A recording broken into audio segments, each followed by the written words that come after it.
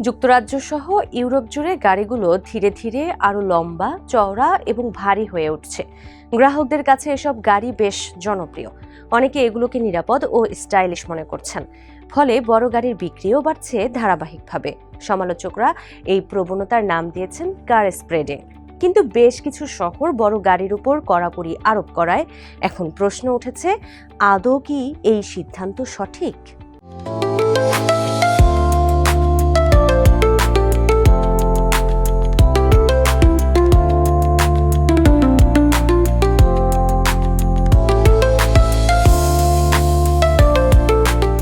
ফ্রান্সের প্যারিস অনেক কিছুর জন্যই বিখ্যাত। Eiffel Tower, Arc de Triomphe, প্রশান্ত ছায়া ঘেরা রাস্তা, বিশ্বমানের জাদুঘর আর অসাধারণ সব খাবার। কিন্তু এসব সৌন্দর্যের আড়ালে প্যারিসের আরেকটি পরিচয় আছে, তা হলো ভয়াবহ যানজট। রোমান্টিক শহর হিসেবে পরিচিত প্যারিসে গাড়ি নিয়ে বের হলে প্রেম নয়, সবচেয়ে বেশি দরকার ধৈর্যের। গত ২০ বছর ধরে প্যারিস কর্তৃপক্ষ যানজট কমানোর পাশাপাশি কার্বন নির্গমন নিয়ন্ত্রণে নিয়েছে নানা উদ্যোগ। গণপরিবহন ও সাইকেল চালানোকে উৎসাহিত করেছে তারা। সম্প্রতি বড় আকারের গাড়ির ওপর কঠোর নিয়ম আরোপের মাধ্যমে সমস্যার সমাধানের চেষ্টা করা হচ্ছে। ২০২৪ সালের অক্টোবরে এক জনমত জরিপের পর ভারী যানবাহনের পার্কিং খরচ বাড়ানো হয় ৩ গুণ। সেই হিসাবে শহরে কেন্দ্রে ১ ঘন্টা পার্ক করতে এখন গুনতে হয় ১৮ ইউরো, যা আগে ছিল ৬ ইউরো মাত্র। আর ফি হিসেবে ২২৫ ইউরো গুনতে হবে টানা ৬ ঘন্টা পার্কিং করতে হলে। জনমত জরিপের আগে প্যারিসের মেয়র অ্যান হেজালগো বলেছিলেন, গাড়ি যত বড়, দূষণ তত বেশি। নতুন নিয়মগুলো পরিবেশ দূষণ কমাতে সাহায্য করবে। কয়েক মাস পরে কর্তৃপক্ষ জানায়, শহরের রাস্তায় পার্ক করা ভারী গাড়ির সংখ্যা কমে গেছে ২/৩। যুক্তরাজ্য সহ অন্যান্য শহরও এই বিষয়টি গুরুত্বের সঙ্গে নিয়েছে। কার্ডিফ কাউন্সিল ইতোমধ্যেই ২,৪০০ কেজি বা তার বেশি ওজনের গাড়ির জন্য পার্কিং খরচ বাড়ানোর সিদ্ধান্ত নিয়েছে।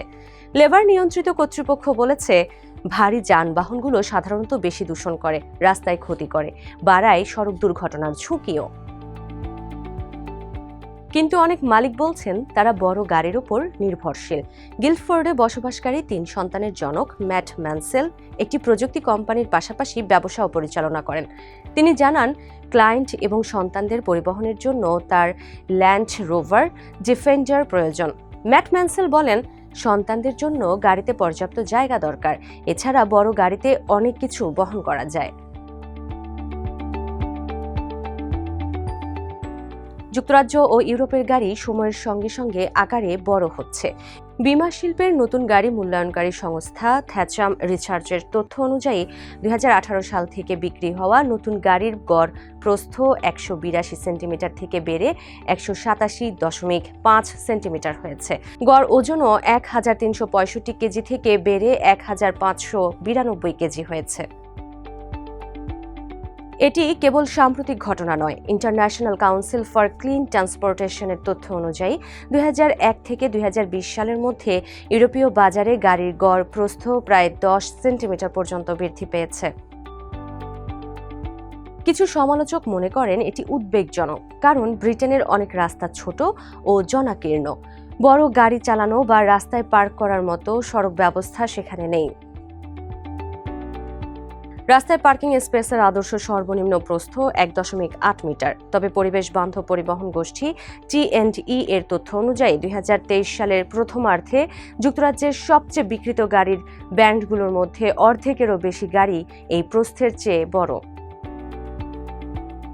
এসইউভি বা বড় স্পোর্টস গাড়ি হালে খুব জনপ্রিয়তা পেয়েছে।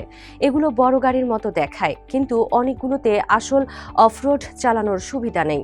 তাছাড়া মানুষ এই গাড়িগুলোকে কখনোই অফরোডে চালায় না, তাই অনেকেই মজা করে এগুলোকে ডাকে চেলসি ট্রাক্টর বলে।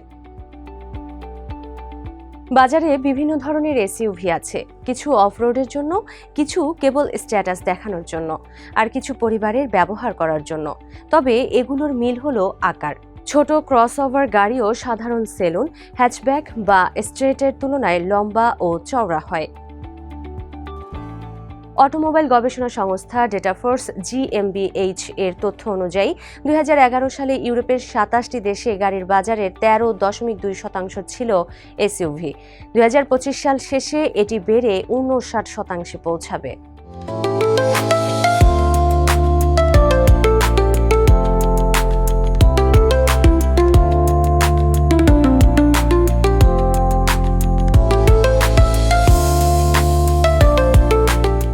অটোকার ম্যাগাজিনের সম্পাদক র্যাচেল বার্গেস বলেন, এসইউভি এত জনপ্রিয় হওয়ার কারণ হলো তাদের বড় আকার। গত কয়েক বছরে যারা এসইউভি কিনেছেন তারা সবাই বলেছেন উঁচু সিটে বসতে তারা বেশি স্বাচ্ছন্দ্য বোধ করেন। এসব গাড়িতে তারা অনেক বেশি নিরাপত্তা অনুভব করেন। এসইউভি এর জনপ্রিয়তা কেবল সাধারণ বাজারের গাড়িতে সীমাবদ্ধ নয়। পোর্শে মূলত তার স্পোর্টস কারের জন্য বিখ্যাত। তবে এর সবচেয়ে বেশি বিক্রি হওয়া মডেল কেএন এসইউভি এবং ম্যাকান ক্রসওভার। গত বছর বেন্টলির বেন্টাইগা বিক্রির 44% ছিল এসইউভি।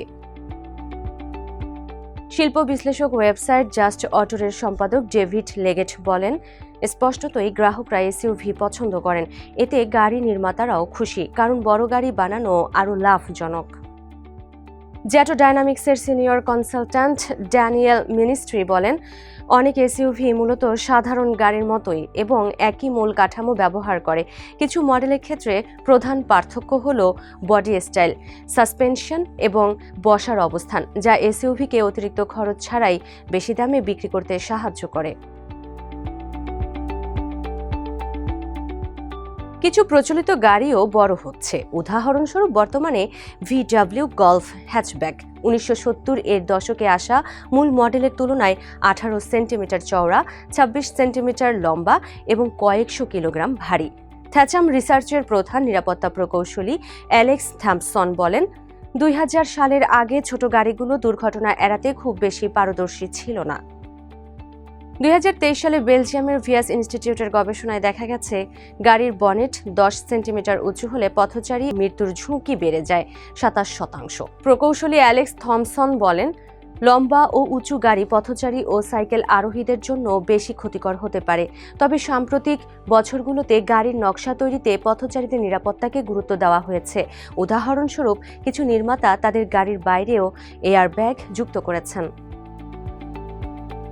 এদিকে আন্তর্জাতিক শক্তি সংস্থা বলছে, জ্বালানি দক্ষতা ও ইলেকট্রনিক গাড়ির উন্নতির পরও এসইউভির মতো ভারী গাড়ি অন্যান্য গাড়ির চেয়ে প্রায় 20% বেশি ধোঁয়া ছাড়ে। এতে অন্যান্য গাড়ির মাধ্যমে কমানো কার্বন নির্গমনের সুফল অনেকটাই নষ্ট হয়ে যায়।